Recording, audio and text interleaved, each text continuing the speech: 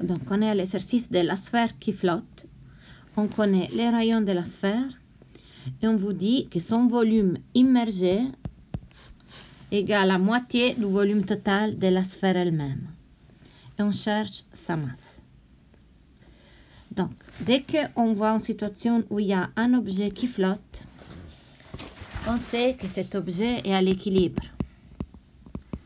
Parce qu'il est pas en train de flotter, donc il n'est pas en train d'aller vers le bas ni vers le haut. Donc on se demande quelles sont les forces qui agissent sur lui.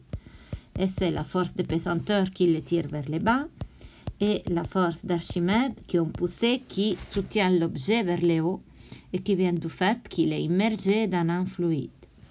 Donc si l'objet est à l'équilibre, la somme des forces est égale à 0. Et donc, la force de pesanteur égale à la force d'Archimède.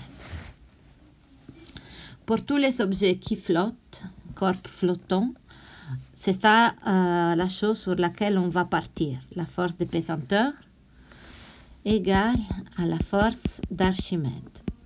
Alors, la force de pesanteur, ça veut dire quoi? C'est égal à la masse de la sphère fois G. Et la force d'Archimède, c'est égal au poids du fluide déplacé. C'est quel fluide déplacé? Pour faire place à ce volume immergé, en fait, il y a autant de volume d'eau qui s'est déplacé vers le haut. Et donc, en fait, c'est le volume déplacé. Les volumes déplacés, ce volume de fluide déplacé, c'est égal au volume immergé. Donc, dans ces cas-là, c'est égal à moitié du volume de la sphère. Donc là, j'ai écrit la masse, la force de pesanteur égale au poids du fluide déplacé. Donc c'est égal à la masse des fluides qui s'est déplacé fois G. Donc je réécris encore. Donc la masse des fluides déplacés, on sait que c'est de l'eau, donc ça serait égal à la masse volumique de l'eau fois le volume des fluides déplacés fois G.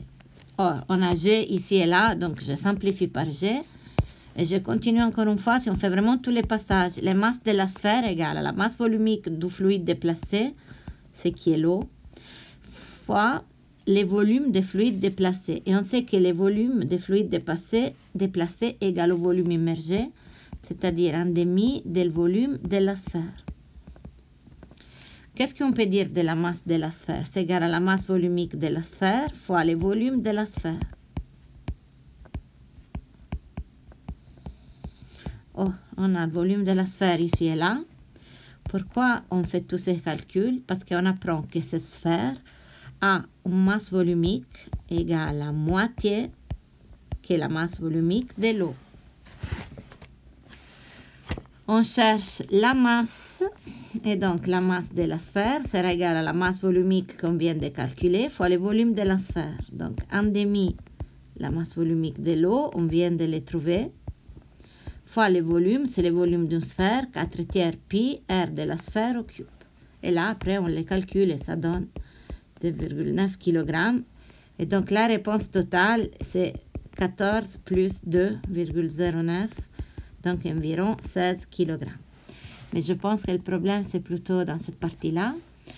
Donc, est-ce que vous voyez la force d'Archimède? C'est cette poussée verticale. On la voit, on a l'idée d'une poussée verticale.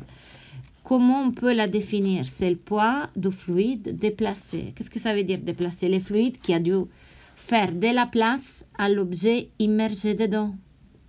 Et donc, ça dépend du volume immergé. Et c'est ça qu'on fait. Le volume du fluide déplacé, c'est égal au volume immergé. C'est-à-dire un demi-volume de la sphère.